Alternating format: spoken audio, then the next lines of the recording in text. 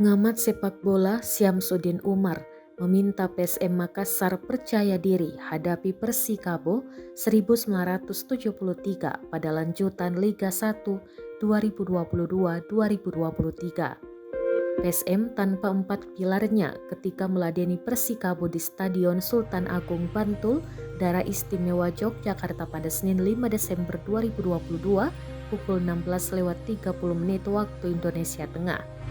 Empat pemain tersebut yaitu Wiljan Plim, Ramadan Sananta, Yakob Sayuri, dan Muhammad Saki Ashraf Huwaidi.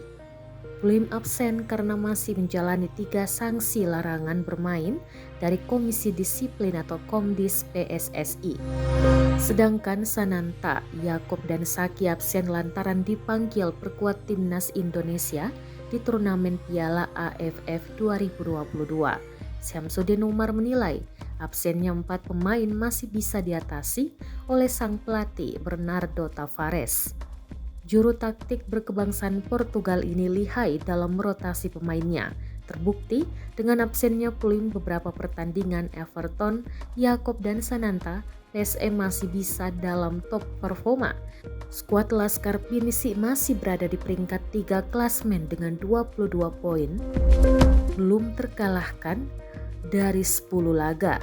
Dia menyampaikan pemain yang tergabung di PSM tentu pemain pilihan, pasti punya kualitas serta prestasi.